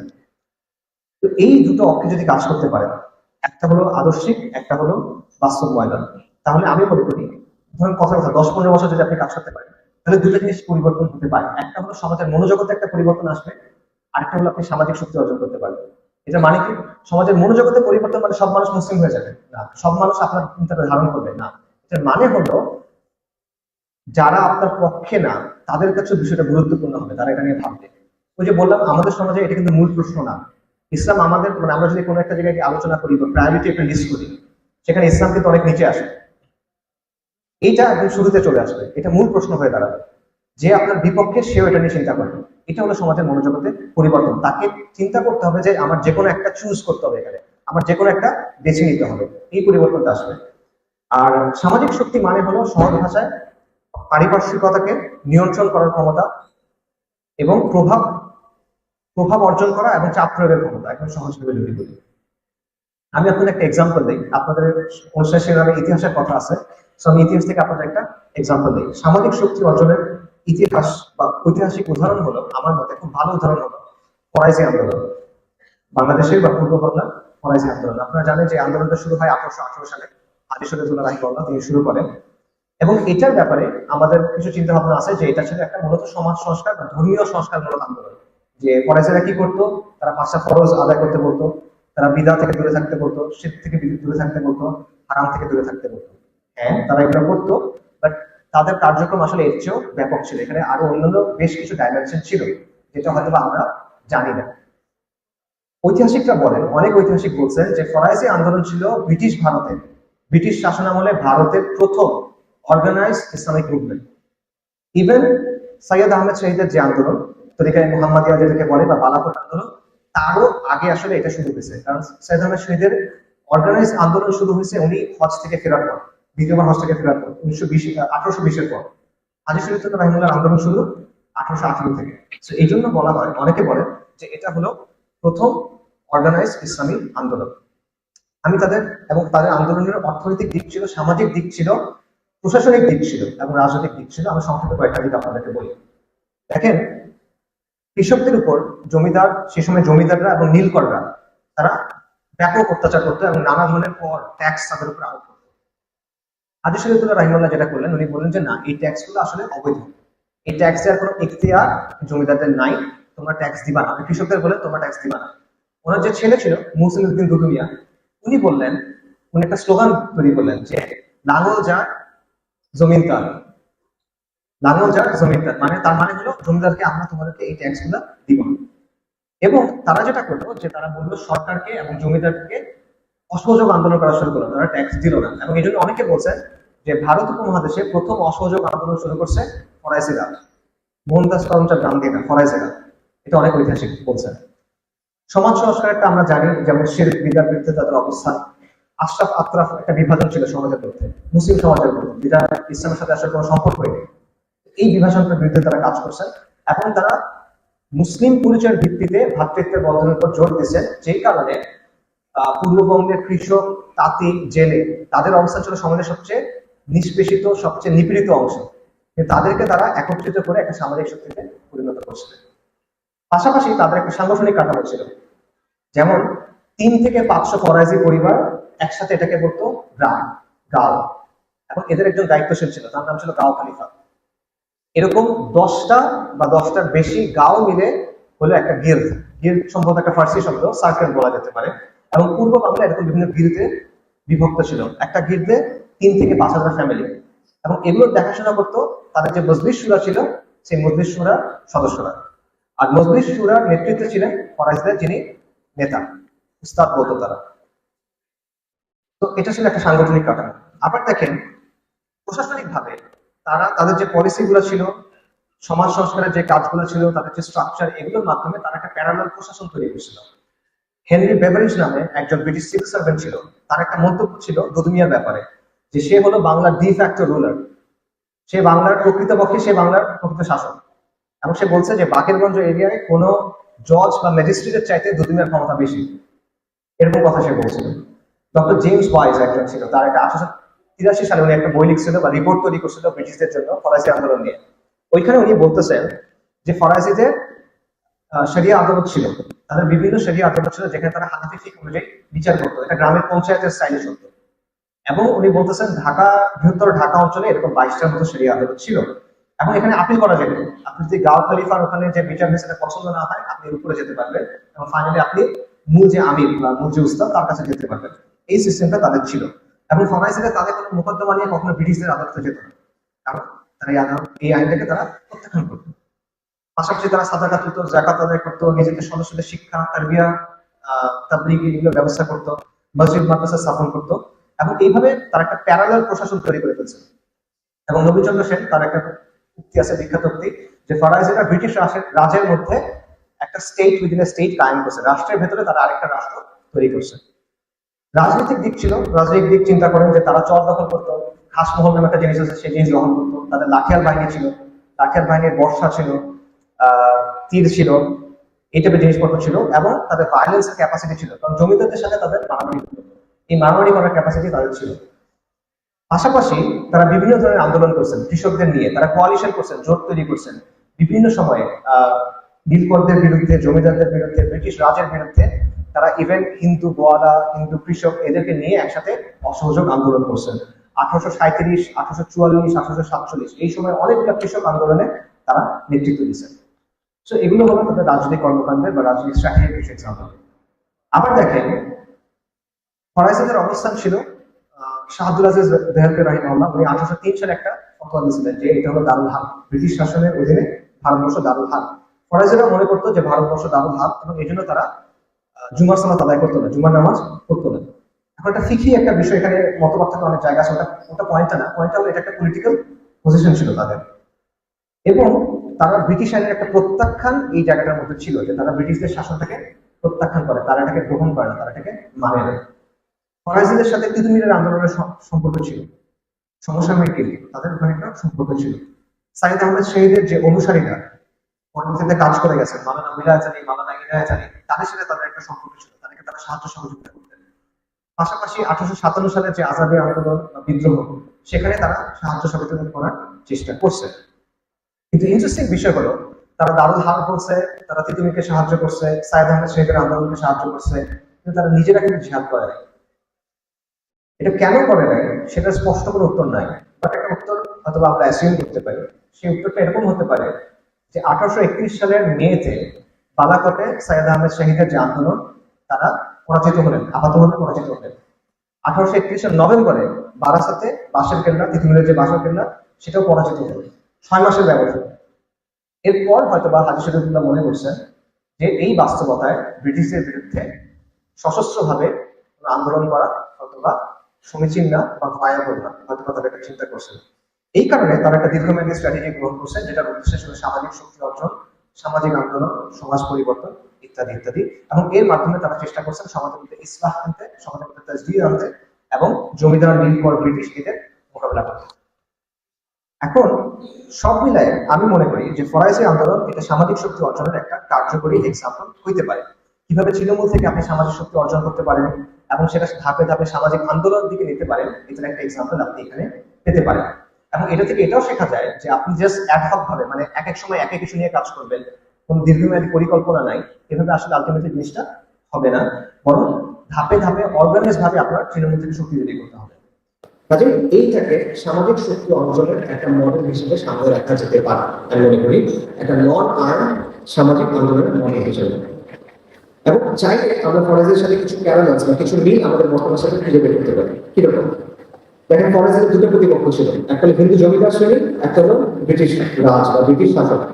আমাদের ক্ষেত্রে হিন্দু জমিদারের ভূমিকায় আছে আমাদের কালচারাল এলিটরা, সেকুলার প্রগতিশীল এলিটরা এবং ভারত, ভারতীয় যে প্রভাব সেটা। অন্যদিকে ব্রিটিশ রাজের ভূমিকায় আমাদের ক্ষেত্রে কারা আছে? এখন পশ্চিমা বিশ্ব, দুই হলো এই যে পোস্ট কলোনিয়াল সেকুলার রাষ্ট্র, যে সেকুলার রাষ্ট্র আছে, কারণ এটা তো ব্রিটিশদের যে শাসন সেটা কন্টিনিউশন, এবং তাদের যে দৃষ্টিভঙ্গি সেটা দিয়ে কিন্তু সে আপনাকে দেখে, তাদের মতো করে সে আপনাকে দেখে, তাদের মতো করে সে আপনাকে নিয়ন্ত্রণ বা দমন করতে চায়। পাশাপাশি স্ট্র্যাটেজির ক্ষেত্রে তাদের স্ট্র্যাটেজি ছিল সোশিয়াল পলিটিক্যাল আন্দোলন করা, সামাজিক আন্দোলন তৈরি করা এবং নিজেদের আদর্শ জায়গায় ছাড় না দেওয়া। আমরাও সেটাই বলতেছি বা আমিও সেটাই বলতেছি, সেটা হলো আপনি ইসলামের মূল্যবোধের আলোকে সমাজকে পরিবর্তন করার চেষ্টা করেন, শরীরের সাথে আপোষ না করে। আবার দেখেন ফরাজ যেটা বলছিল যে ভারতবর্ষ তারা ভালো, কিন্তু তারা নিজেরা জিহাদ করে নাই বা তারা মনে করছে যে এটা হয়তো তাদের জন্য ভায়াবল না, এই মুহূর্তে তারা হয়তো সেটা করতে পারতেছে না। আমরা বলতেছি বা আমি বলতেছি সেটা হলো যে একদিকে আপনি জাহিলিয়ার বাস্তবতাকে চিহ্নিত করেন, সেকুলারিজমের রাইবুল্লাহ আইনের এই জাহিলিয়াতের এই রাষ্ট্রের বাস্তবতাকে চিহ্নিত করেন। অন্যদিকে আমি সোশ্যাল অ্যাক্টিভিজমের কথা বলতেছি, আমি নন ভায়োলেন্ট অ্যাক্টিভিজমের কথা বলতেছি, কোনো সশস্ত্র আন্দোলনের কথা বলতেছি না। সো এইভাবে কিছু মিল খুঁজে বের করা সম্ভব। এখানে একটা বিষয় বোঝা দরকার, সেটা হলো যে আমি আপনাকে হুবহু তাদেরকে কপি করতে বলতেছি না। ফর এক্সাম্পল ফরাজের জুম্মা নামাজ পড়ে গেলে আমি বলতেছি না যে আপনারা জুম্মা নামাজ পড়বেন, ফরাজিতে লাখের বাহিনী ছিল, আমি বলছি না যে আপনারা এখন 300 নিয়ে লাখের বাহিনী তৈরি করবেন, অথবা তাদের শরীর আদালত ছিল, আপনারা সবাই বের বের এখন একটা আদালত দাঁড় করেন, এগুলো আমি বলছি না। তাদের একটা হায়ারার্কিক্যাল অর্গানাইজেশন ছিল, একদম কেন্দ্রীয় একটা সংগঠনের মতো ছিল, আমি মজলিসুরা এটসেট্রা এটসেট্রা। আমি এটাও বলতেছি না যে আপনারা এরকম কিছু একটা তৈরি করেন, আমি হুবহু অনুসরণ করার কথা বলতেছি না। আমি বলতেছি অ্যাজ এ মডেল এখান থেকে শিক্ষা নেওয়া পসিবল। শরীরের সাথে আপোষ না করেও যে কাজ করা যায়, শূন্য থেকে শুরু করে যে সামাজিক শক্তি অর্জন করা যায়, সামাজিক আন্দোলন তৈরি করা যায়, এটার একটা প্রমাণ হলো ফরাইজিরা, এটা একটা মডেল হলো ফরাইজিরা। এখান থেকে আপনি শিক্ষা নেন, এখান থেকে আপনি চিন্তার খোরাক নেন। এটা 200 বছর আগে একটা বিষয়, রাইট? সো এটা সবসময় হুবহু একইভাবে আপনি প্রয়োগ করতে পারবেন, বাস্তবায়ন করতে পারবেন, এটা আসলে হবে না, পার্থক্য থাকবে। মিল থাকবে, অমিল থাকবে। এই মিল অমিলের জায়গাগুলো রেখে এখান থেকে কিছু শিক্ষা নেওয়া যায় কিনা বা চিন্তার খোরাক নেওয়া যায় কিনা, এই বিষয়টা আমি বলতেছি। আবারও বলতেছি, হুবহু অনুসরণ করতে বলতেছি না। আচ্ছা, এখন এখানে একটা প্রশ্ন আসে বা অনেকগুলো প্রশ্ন আসে। একটা প্রশ্ন হলো যে বর্তমানে কি আসলে এরকম কাজ করা যাবে কিনা? আমি যেটা বললাম এটা 200 বছর আগে উদাহরণ। বর্তমান পৃথিবীতে চেঞ্জ হয়ে গেছে অনেক। আর এখন তো মনে করেন রাজনীতি বলতে আমরা সবাই নির্বাচনী রাজনীতিকেই বুঝি। এটার মাধ্যমে তো আসলে সবাই পরিবর্তনের চেষ্টা করে, এটা দিয়ে তো করা যায়। এই পদ্ধতি থেকে আসলে হবে সামাজিক আন্দোলন, সামাজিক শক্তি ইত্যাদি এগুলো দিয়ে হবে কিনা? এটার উত্তর হলো অবশ্যই হবে, এবং শুধু হবে না, এটা নির্বাচনী পদ্ধতির চেয়ে অনেক বেশি কার্যকরী একটা পদ্ধতি। এটা অনেকভাবে প্রমাণ করা যায়, এখন কয়েকটা ভাবে প্রমাণ আছে। প্রথমত একটা যেটা ক্লিয়ার করা, সেটা হলো আমাদের মধ্যে একটা চিন্তা আছে, একটা বাইনারি চিন্তা আছে। সেটা হলো আমরা মনে করি যে অপশন দুইটা, হয় নির্বাচনী রাজনীতি অথবা সশস্ত্র আন্দোলন, এর বাইরে আর কিছু নেই। হয় আপনি নির্বাচনী রাজনীতি করবেন, অথবা আপনি সশস্ত্র আন্দোলন করবেন, অথবা বাসার মধ্যে চুপচাপ বসে থাকবেন। এর বাইরে আর কোনো অপশন নাই, বা এর বাইরে আসলে অপশন আছে, ঐতিহাসিকভাবে অপশন আছে। সামাজিক রাজনৈতিক কার্যক্রমের বলেন, আন্দোলনের বলেন, অনেক এক্সাম্পল হিস্ট্রিতে আছে। যেমন ধরেন এই যে নির্বাচনী গণতান্ত্রিক পদ্ধতি, এটা কিন্তু তুলনামূলকভাবে নতুন একটা পদ্ধতি। পৃথিবীর অধিকাংশ দেশে আজ থেকে 50-60 বছর আগে এই পদ্ধতি ইউজ করা হতো না। 50-60 বছর বলতেছি, 100 না, কিন্তু এটা প্রমাণ আছে। আপনার স্যামুয়েল হান্টিংটনের নাম শুনছেন অনেকে, ক্লাস অফ সিভিলাইজেশন থিসিস, সেটা লেখক, রাইট? এই তত্ত্বের জনক। তার আরেকটা কাজ আছে, democratisation in the late 20th century. সেখানে সে বলতেছে যে 1925 সালের দিকে পৃথিবীতে নির্বাচনী গণতন্ত্র ছিল 29টা দেশে, 1962 সালের দিকে 36টা দেশে, 1990-এর দিকে এই সংখ্যাটা হচ্ছে 60। পৃথিবীতে বর্তমানে দেশ কয়টা? 180 প্লাস, রাইট? 190 প্লাস। 1990-এর দিকে 60টা।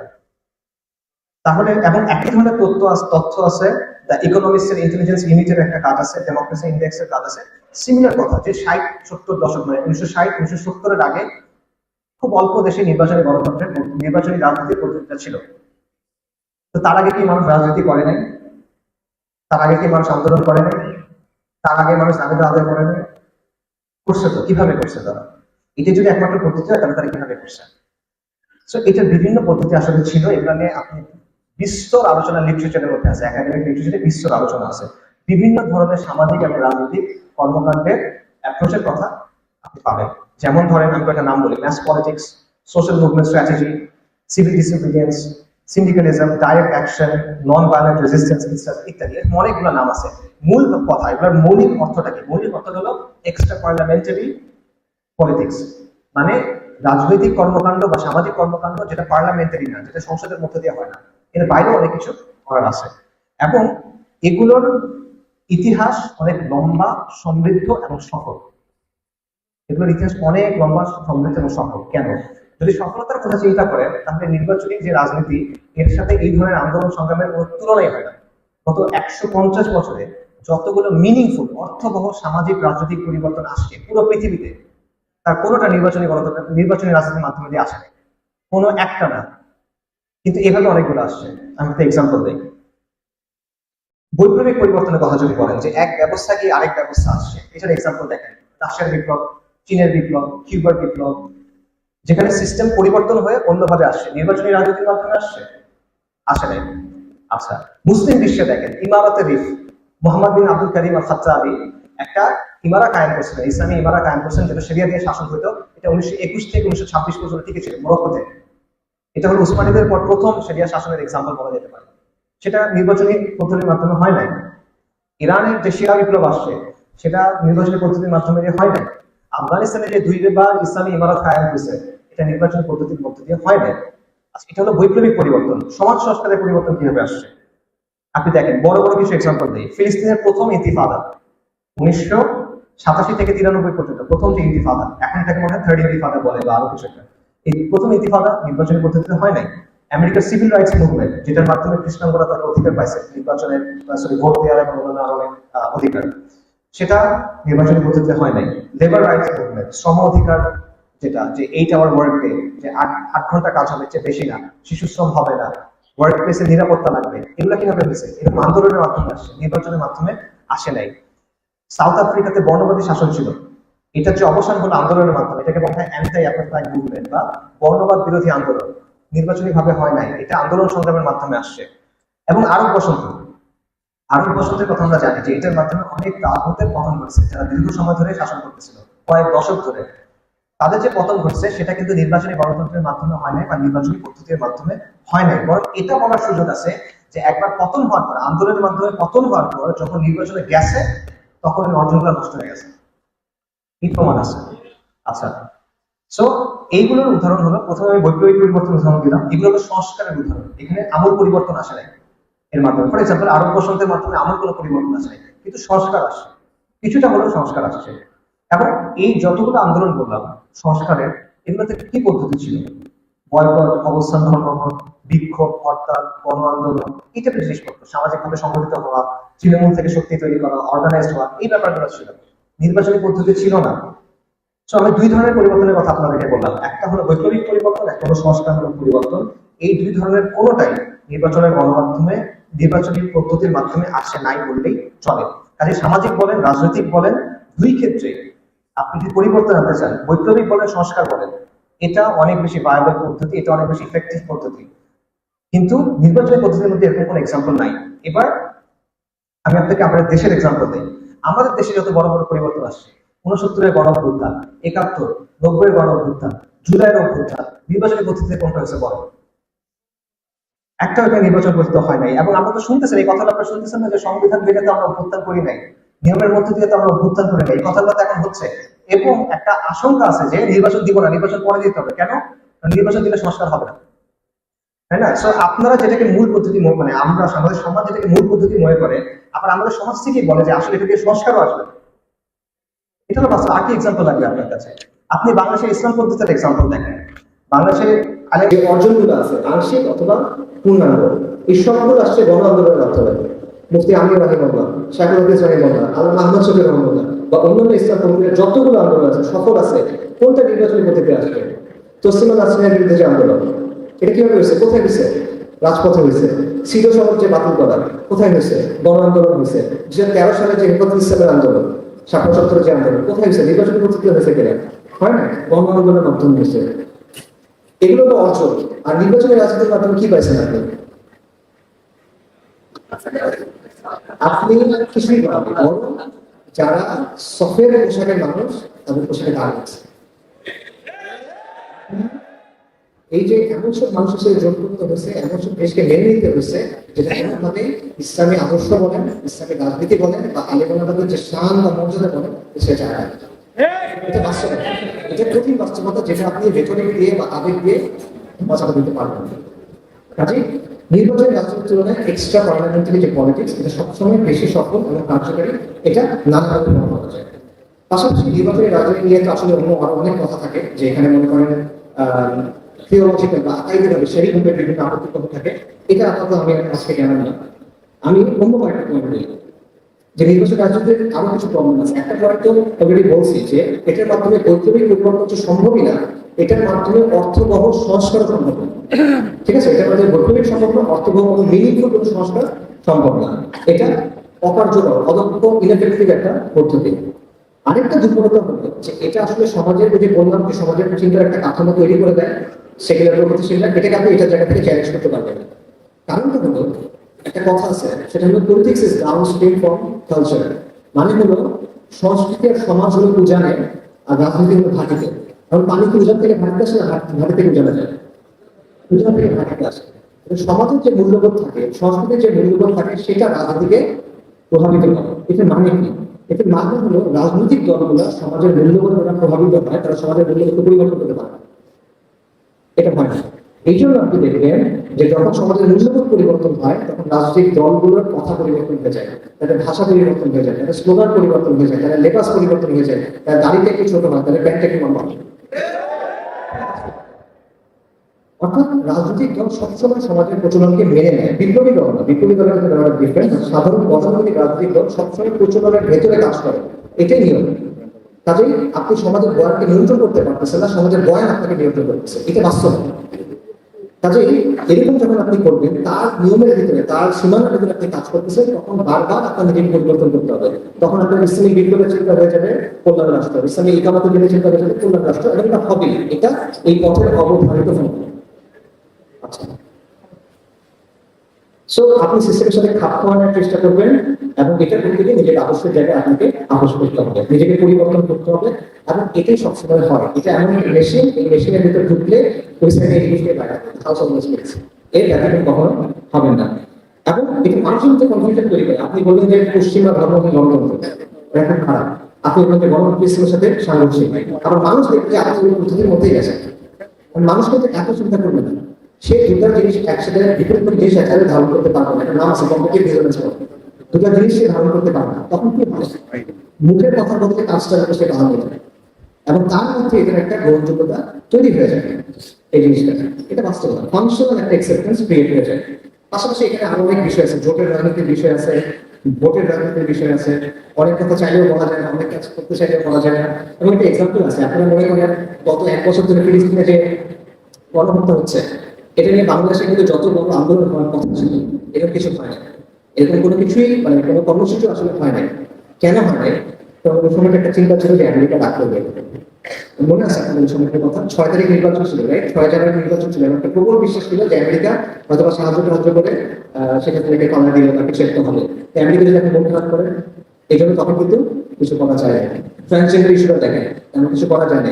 গতানুগতিক রাজনৈতিক জায়গা থেকে কিন্তু এগুলো নিয়ে কথা হয় না, প্রত্যেক আসছে সামাজিক জায়গা থেকে আসছে, সেগুলো বাস্তবতা।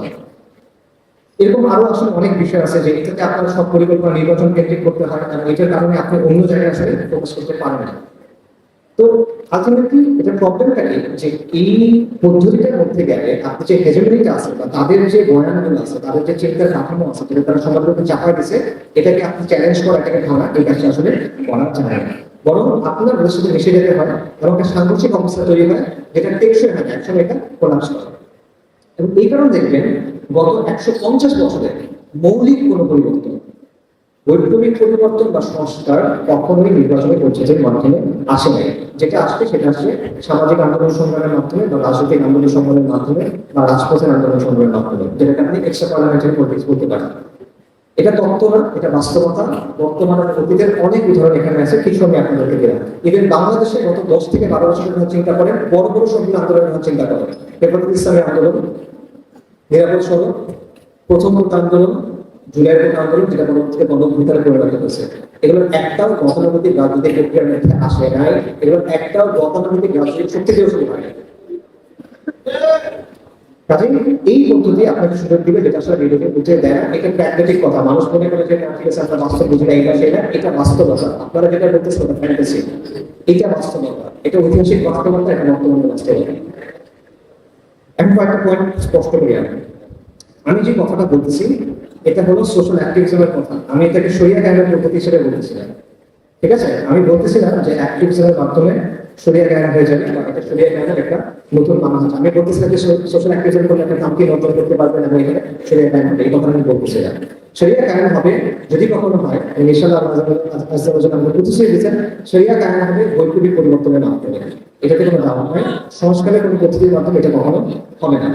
এবং এগুলো নতুন কোনো কথা না, আমরা আবুল আবারও কোনো কথা বলি। উনি আজকে থেকে 30-40 বছর আগে বই লিখে গেছেন, গণতন্ত্র আপনারা করতে পারেন, ওখানে যা যা বলা হয়েছে মোটামুটি সব বলে গেছেন, তার জন্য নতুন কোনো কথা না। এবং আমি যদি ইতিহাসের দিকে তাকাই, আমি ফিকে আলাপ করতেছি না, মাসলা মাসালের কথা বলতেছি না, আমি ইতিহাসের কথা বলতেছি, তাহলে আপনারা দেখেন যে সিরাতের ক্ষেত্রে মদিনার পরিবর্তনটা কিভাবে আসছে, মক্কার ফাতহ যেটা ছিল সেটা কিভাবে হচ্ছে, বা ইভেন ইয়েমেনে ফায়দুল দাউদ দাইলাবি রাদিয়াল্লাহু আনহু তিনি যখন ইয়েমেনের নিয়ন্ত্রণ নিলেন আল্লাহ সুবহানাহু ওয়া তাআলার কাছ থেকে, তখন সেটা কিভাবে হয়েছে। আধুনিক সময় চিন্তা করেন, আধুনিক সময় যে পরিবর্তন, বৈপ্লবিক পরিবর্তন আসছে সেটা কিভাবে আসবে। খুব একটা অনেক জটিল কিছু না ব্যাপারটা, অ্যান্সার খুব সিম্পল আসলে। রাশিয়ার বিপ্লব বলেন, ইরানের শিয়া বিপ্লব বলেন, এগুলো হলো বৈপ্লবিক পরিবর্তনের একটা উদাহরণ। আরেকটা উদাহরণ হলো চীনের বিপ্লব, কিউবার বিপ্লব বা আফগানিস্তানের যে এক্সাম্পল। আরেকটা দুটো এক্সাম্পল, এর বাইরে আসলে তেমন কিছু নাই। একটা বড় বিপ্লব, একটা জনযুদ্ধ, এর বাইরে আসলে তেমন কিছু নাই। মূল কথা বৈপ্লবিক পরিবর্তন এভাবেই আসবে, বাইরে আসলে আপনি নির্বাচনে এই করে বাইরে সোশ্যাল অ্যাক্টিভিটির মাধ্যমে করবেন এরকম কোনো কিছু আমি বলছি। মূল কথা ফেরত আসে, যেগুলোকে আমি বলছি শরিয়া প্রতিষ্ঠানের বৈপ্লবিক পদ্ধতিতে, এবং শরিয়ার আগে বৈধ কোনো লম্বা পদ্ধতির সাথে এখানে ক্ল্যাশ করার কিছু নাই। তবে আমি আপনাকে এরকম কোনো কাজের কথা বলতেছি না, আমি আপনাকে বলছি সোশ্যাল অ্যাক্টিভিজমের কথা। এটার মাধ্যমে ইসলাম কায়েম হবে, এই দাবিটা আমি করতেছি। আরেকটা বিষয় হলো, মনে করেন ধরেন ঠিক আছে কেউ শরিয়া কায়েমের জন্য কাজ করতেছে, ভালো, আলহামদুলিল্লাহ, আল্লাহ তাদের সফলতা দান করে, কিন্তু এই প্রসেসটা তো লম্বা একটা প্রসেস, এটা তো আমরা স্বীকার করি। এটা তো 1-2 দিনের প্রসেস, দশক ব্যাপী প্রসেস বা একাধিক দশকের একটা প্রসেস অ্যাটলিস্ট। তো এই সময়টাতে আপনার কি হবে, আমাদের সমাজে যে সংকটগুলো আছে এই সময়টা আপনি কি করবেন, এই সময়টা এভাবে রেখে দিবেন না। এখানে একটা প্রশ্ন আছে, মনে করেন একটা জাহাজ সমুদ্রের মধ্যে ঝড়ের মধ্যে পড়ছে, ক্যাপ্টেন মারা গেছে, কম্পাস মারা গেছে, হারা গেছে জাহাজটা, প্লাস জাহাজটার নিচে ফুটা হয়ে গেছে, পানি উঠতেছে। এখন আপনি কি করবেন, আপনি কি গন্তব্য জায়গাতে ফোকাস করবেন নাকি পানিটা বন্ধ করবেন? পানি বন্ধ করতে পারেন না, কোনো কিছু করার নেই। তো গন্তব্য পৌঁছানো অবশ্যই এটা কিন্তু সেটা প্রতিষ্ঠা করা, কিন্তু আপনার এই কাজটা করতে হবে। এই কাজটা যদি আপনি না করেন আপনি ওখানে পৌঁছাতে পারবেন না। সো আমি যেটা বলছি সেটা হচ্ছে এই কাজটা করা গুরুত্বপূর্ণ। এখন একটা প্রশ্ন আপনি করতে পারেন যে ভাই ঠিক আছে আপনি এগুলো বলতেছেন, কিন্তু এগুলোর মাধ্যমে তো শরিয়ার কায়েম হবে না, আপনি নিজেই করবেন, তাহলে এই কাজটা কেন করবেন? শরিয়ার কায়েম যেহেতু হবে না, কাজটা কেন করবেন? এই প্রশ্নের উত্তর হলো যে আপনি মসজিদ মাদ্রাসা টাকা কেন দেন, আপনি দাওয়াত তাবলীগ কেন করেন, আপনি ইসলামী মজলিস কেন করেন, এগুলোর মাধ্যমে শরিয়া কেন হবে? হবে না? দাওয়াত তাবলীগের মাধ্যমে শরিয়া কেন হবে? মসজিদ মাদ্রাসা বানানোর মাধ্যমে হবে? হবে না। তার মানে কি কাজগুলো গুরুত্ব নেই? অবশ্যই আছে কাজগুলো গুরুত্ব। একইভাবে যেই কারণে গুরুত্ব থাকার কারণে, প্রয়োজন থাকার কারণে, ফজিলত থাকার কারণে আমরা এই কাজগুলো করি, শরিয়া তাকাজা থাকার কারণে এই কাজগুলো করি, একইভাবে এই কাজটা আপনি করেন। এটার মাধ্যমে হবে না, তার মানে এটা না যে এই কাজটা কোনো প্রয়োজনীয়তা নাই। আমি যেটা বলছি সেটা হলো যে আমাদের মারাত্মক ধরনের ক্রাইসিস আছে, এবং বর্তমান অবস্থা চলতে থাকলে আমরা এই ক্রাইসিসটা আরো ঘনীভূত হবে। সো এই কারণে আমাদের এখানে যতগুলো দিনই মুভমেন্ট চলতেছে এগুলোর কোনোটার সাথে কোনো শরিয়া সম্মত কোনো কাজের সাথে কোনো বিরোধিতা নাই। এই সবগুলো কাজকে আমরা সমর্থন করি, এই সবগুলো কাজকে আমরা যুক্ত হতে হবে, কিন্তু আলাদাভাবে স্বাভাবিক শক্তি অঞ্চলের যে কাজ, এই কাজটার প্রয়োজন আছে। এই কাজটার জন্য স্বতন্ত্র কিছু প্রয়োজন কাজ করতে হবে, এই কাজটার জন্য স্বতন্ত্র কিছু উদ্যোগ দরকার। এতটুকুই বলি, সে বেশি কিছু না, ঠিক আছে? সো এমন একটা চিন্তা করেন যে আমরা সবাই মুনাফার কথা চিন্তা করছি, শরিয়া আইন করার জন্য এটা মুনাফার কথা, অবশ্যই এটা প্রয়োজন আছে, কিন্তু একটা নীতি আছে যে মুনাফার আগে আপনার মূলধন রক্ষা করতে হবে। তারপর মূলধন তো হুমকির মুখে, একটা মূলধন হলো ইমান, সেটা হুমকির মুখে। সো এই মূলধন রক্ষার জন্য কাজ করা প্রয়োজন। এবং আমি বলতেছি যে বাংলাদেশের যে কোনো ইসলামী কাজ, যে কোনো দিনই কাজ আপনি যদি দীর্ঘমেয়াদে ভালোভাবে করতে চান, এই সামাজিক শক্তিটা আপনার লাগবে। এখন আপনি যে কোনো কাজ করতে চান, কোনো সমস্যা নেই, এবার সে কোনো দ্বিমত নাই, এবার সাথে কোনো বিরোধিতা নাই, যতক্ষণ পর্যন্ত এটা শরিয়া সম্মত। আপনি কাজগুলো করেন, এই কাজগুলো আমরা দোয়া করি, এই কাজগুলোকে আমরা একমত, নো প্রবলেম। বাকি এইখানে যে শূন্যতা আছে সেটা পূরণ করতে হবে। আমরা শেষ করবো। সেটা হলো যে তারপর আপনি একটা কথা আমাকে বলতে পারবেন, ভাই ঠিক আছে এত কিছু বলবেন না, কিন্তু আলটিমেটলি এটা করে তো এন্ড গেমটা কি, এটা এন্ড রেজাল্টটা কি? ঠিক আছে আপনি এই কাজ করে গেলেন, আপনি সামাজিক শক্তি অর্জন করলেন, তারপরে কি? সেটা যদি কারেন্ট না হয় তাহলে একসময় এটা আবার অবনতির দিকে আসবে, তাই না? হ্যাঁ আসবে, এটা বাস্তব। যতক্ষণ পর্যন্ত সিরিয়া কারেন্ট না হবে আমাদের সমস্যার কোনো স্থায়ী সমাধান আসবে না, এটা স্পষ্ট থাকা উচিত আমাদের সমাজের কাছে। এবং এটা ফরেস্টের ক্ষেত্রেও হয়েছে। ফরেস্টের ক্ষেত্রে আপনারা দেখেন যে তারা সামাজিক শক্তি অর্জন করছে, সামাজিক আন্দোলন বানাইছে, সমাজ পরিবর্তন করছে, কিন্তু কোনো একটা কারণে তারা তানকিন কিন্তু অর্জন করতে পারে নাই, যেই কারণে পরবর্তীতে আন্দোলন কিন্তু অবসান দিকে গেছে, আন্দোলন ওই জায়গাতে পরে আগাতে পারে না, ডিক্লাইন হয়েছে। এই সম্ভাবনা এখানেও আছে। আপনি যদি সামাজিক শক্তি অর্জন করলেন কিন্তু আপনি সেরিয়া কারেন্ট হলেন না, তাহলে এই সম্ভাবনা বা এই আশঙ্কা আছে। কিন্তু আমি মনে করি সেই ক্ষেত্রেও এটা আপনার জন্য বেস্ট অপশন এই কাজটা করা, কারণ আপনার হাতে বিকল্প অপশন দেয়। আমরা এখন যে কাজগুলো করতেছি এটুকু যদি আমরা করি, নতুন কিছু অ্যাড না করি, তাহলে রেজাল্টটা কি? তাহলে রেজাল্টটা হলো যে অবস্থার অবনতি হবে। আর আমি যেটা বলছি যদি আপনি এটা করেন, আমি মনে করি এটা আমার প্রস্তাবনা, আপনি ডিমান্ড করতে পারেন, সেটা হলো যে আপনি অ্যাটলিস্ট একটা প্রজন্মের ক্ষেত্রে আপনি অ্যাটলিস্ট এই অবনতিটা কিছুদিন দেরি করাতে পারবেন। এটা হলো একটা সম্ভাবনা, আপনি মিনিংফুল কিছু সংস্কার আনতে পারবেন। ঠিক আছে, অর্থাৎ একটা সম্ভাবনা হলো যে হ্যাঁ এই কাজটাতে আপনি সামাজিক শক্তি অর্জন করবেন, বাট এরপরে আর আগাতে পারবেন না। আমার অপশন হলো সেই ক্ষেত্রে এটা আপনার জন্য বেস্ট অপশন, কারণ তখন আপনি মিনিংফুল কিছু সংস্কার আনতে পারবেন। অন্য একটা সম্ভাবনা আছে, সেটা হলো যে সামাজিক শক্তি, সেটা সামাজিক শক্তি থেকে সামাজিক আন্দোলনে যেতে পারে, সেটা সামাজিক আন্দোলন থেকে সমাজ বিপ্লবে যেতে পারে, এবং যদি আমরা চান তাহলে সেটা পূর্ণাঙ্গ বিপ্লব দিতে পারে। কিন্তু এটা একটা সম্ভাবনা, এটা নিশ্চয়তা না। মনে করেন একটা মাল্টি স্টেজ প্রসেস, মনে করেন ক্লাস 1 থেকে ডিরেক্ট ক্লাস 10 যাওয়া যায় না, আপনার প্রত্যেকটা ক্লাস আলাদা থাকবে, পাস করে করে উঠতে হবে। তো এই ব্যাপারটা হলো এখানে অনেক সমস্যা, প্রচুর কাজের ব্যাপার আছে, এবং যেটা বললাম যে বক্তা এবং ভক্তের বদলে এখানে আসলে সমাজকর্মী গড়ে তোলার ব্যাপার আছে। তাহলে হয়তো আমরা সেই বিষয়টা নিয়ে চিন্তা করতে পারবো। এবং এই জন্য আমি এখানে সেই কথাটাই বলবো যেটা আমরা প্রথম টপিক স্পিচে বলছিলাম, যে আপনি সংস্কার চান, আপনি বৈপ্লবিক পরিবর্তন চান, দুটোর জন্যই আপনার সামাজিক শক্তি অর্জন করতে হবে। আপনি অর্থবহ সংস্কার চান অথবা আপনি বিপ্লবের স্বপ্ন দেখেন, যেটাই আপনি চান, দুটোর জন্য এই কাজটা আপনাকে করতে হবে। পাশাপাশি আমি মনে করি যেটা আসলে অনেক দূরের একটা বিষয়। আপনি যদি ক্লাস 1-এ করেন তাহলে আপনার পিএইচডি পড়াশোনা নিয়ে চিন্তা করার দরকার নেই। আপনি যদি ইন্টার পাস করেন, আপনি ইউনিভার্সিটিতে ভর্তি হয়েছেন, তখন আপনি হয়তো পিএইচডি পড়াশোনা নিয়ে চিন্তা ভাবনা করবেন। এগুলো বর্তমানে এটা রিস্কফুল থিংকিং আমার মতে। এবং আমাদের একটা ব্যাপার আছে, সেটা হলো আমরা জাতিগতভাবে জল্পনা কল্পনা করা একটু বেশি পছন্দ করি, আলাপ আলোচনা করা একটু বেশি পছন্দ করি, আকাশ কুড়ি কল্পনা করা একটু বেশি পছন্দ করি, কিন্তু কাজ করতে পছন্দ করি না। এই জন্য আমি মনে করি যে এই প্রবণতা থেকে বের হয়ে এসে এখন আপনি কি করতে পারবেন, কিভাবে কাজ শুরু করতে পারবেন, এই জায়গাটাতে ফোকাস করা উচিত। আপাতত যেটা প্রাথমিক কাজ সেটাতে ফোকাস করা উচিত। সো ফাইনাল কথা যেটা, সেটা হলো যে আলটিমেটলি আমরা যদি সেকুলার প্রগতিশীলদের যে সামাজিক আধিপত্য বা কালচার যেটা নিয়ে আছে এটা না ভাবি, আমরা যদি সমাজের মনোজগতে যে পরিবর্তন আনা দরকার সেটা যদি না আনতে পারি, এবং আমরা যদি সামাজিক শক্তি অর্জন না করি, তাহলে ক্ষমতার যতই পালাবদল হোক আমাদের অবস্থা ক্রমশ দুর্বল হতে থাকবে। আপনি এখন মনে করছেন আপনার অবস্থা খুব ভালো, আপনি কয়েকদিন পরে দেখেন কি অবস্থা, এই দুর্বলতা থাকবে, কারণ একটা সিস্টেমেটিক প্রবলেম, এটা একদিন দুদিনের প্রবলেম। এবং কি হবে, নির্বাচনের সময় আসবে, রাজনীতিবিদদের মাথায় টুপি উঠবে, কারো মাথায় হিজাব উঠবে, কারো হাতে তসবিহ উঠবে, সে আপনার কোনো প্রতিশ্রুতি দিবে, সে আন্দোলনের জন্য ইসলামী কর্মীদের রাস্তায় নিয়ে যাবে, তারা সেখানে জান দিবে, কিন্তু আলটিমেটলি রেজাল্ট আসবে না। বরং কি হবে, একটা অত্যন্ত বড় স্বপ্ন নিয়ে এসে বাস্তবায়ন করতে চাইবে, অথবা কোনো সন্ত্রাসের বিরুদ্ধে যুদ্ধের স্বপ্ন নিয়ে তারা কাজ করতে চাইবে। আপনি একটা ভারতের জনগণের মধ্যে ঢুকবেন, অথবা আপনি একটা আমেরিকার জনগণের মধ্যে ঢুকবেন, এই চক্রটা চলতে থাকে। তো এই চক্রটা ভাঙা সম্ভব, এই ভাঙা সম্ভব, সেটা কিভাবে সম্ভব? আমি মনে করি এটা সম্ভব এইভাবে, সামাজিক শক্তি অর্জনের মাধ্যমে। এটা আমার প্রস্তাবনা। যাদের প্রশ্ন আছে, অনেকের সন্দেহ আছে আমার কথাবার্তা নিয়ে, এটা this is your answer, this is my answer, this is my proposal, এটা আমার কথা।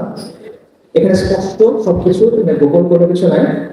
এখন দেখেন আপনারা যেটা ভালো মনে করেন, আর আপনি ডিসিপ্লিন করতে পারেন, অবশ্যই ডিসিপ্লিন করতে পারেন, এটা আমি একটা চিন্তা করলাম। আপনি এখানে কোনো কিছু করতে পারেন, কোনো প্রবলেম নেই। বা একটা জিনিস মাথায় রাখেন যে আমাদের অল্টারনেটিভ দরকার, আমাদের বিকল্প দরকার। যেভাবে সবকিছু চলতেছে এইভাবে যদি চলে, মহা সংকটের মধ্যে গিয়ে পড়বেন।